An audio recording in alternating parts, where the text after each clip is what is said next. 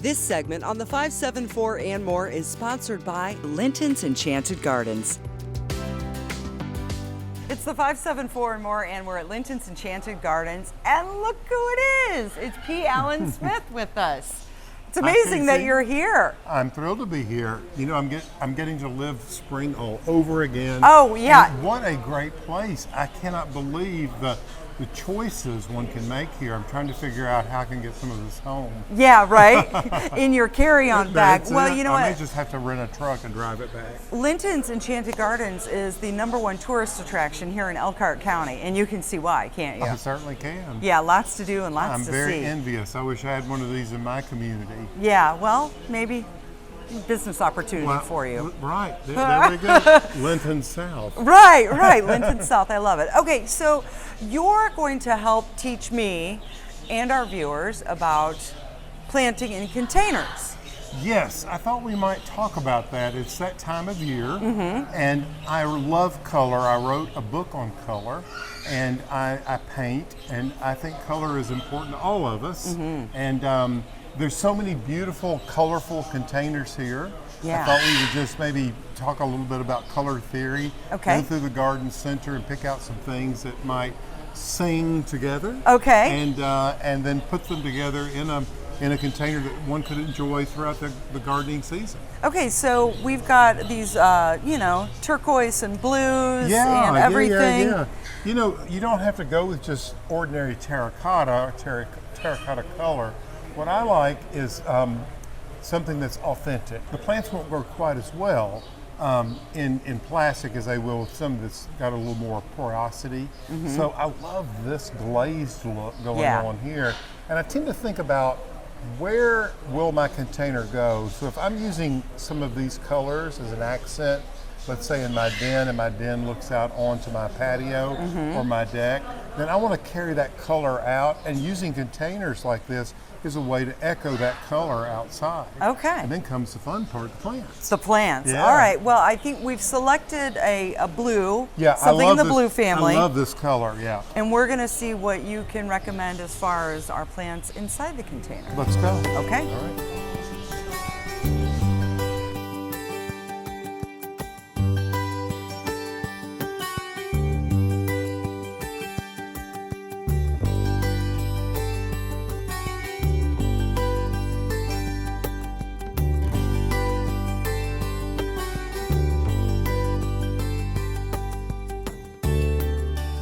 So we picked out some flowers, and Alan, why did you pick out these plants? Well, Casey, because I love the color you're wearing, and I wanted to match what you're wearing. I was your muse, your inspiration? Absolutely. That's fabulous. So we're going to have a little fun here.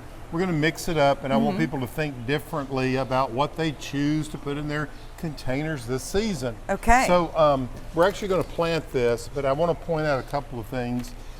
This is a new product that's on the market, and these are sheets that actually are water retentive sheets. And you can take this and you can place it in the bottom of the container, and it holds moisture. Sure. And so it helps keep the soil moist, okay? You can throw that in the bottom of it.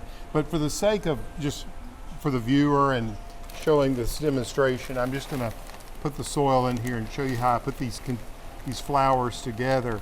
What I'm looking for is a color echo. I go for that color of container, and let's say this is the color, an accent that we have out on the deck, and let's say that we like pink. You like pink, obviously. You look beautiful in pink. What I decided that everything would have a pink and a chartreuse sort of flair to it. Yeah. And the textural differences in these plants is very important.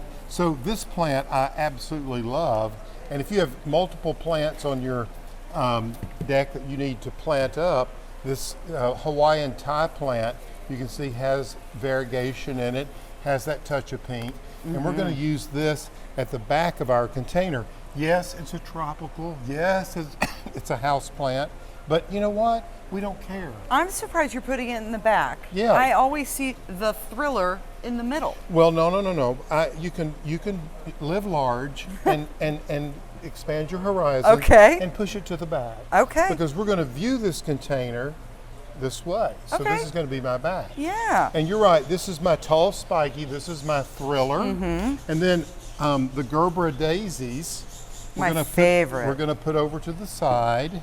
I know, I heard you say that, and I I just had know. to snag them.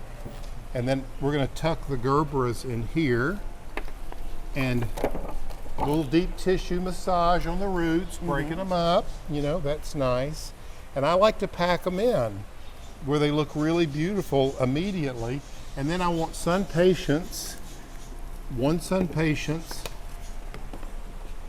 because this thing is going to get really large. Now, are we planting for full sun or for We shade? are. Thank you for reminding me.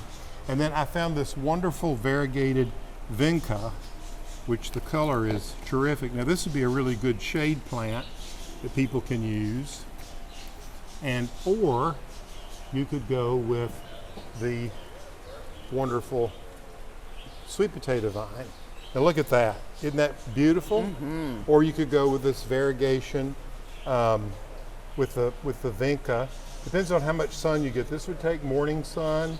Probably hot afternoon sun, I would go with the Ipomaea or the sweet potato vine. Let's go ahead and just put that one in there for the front of this.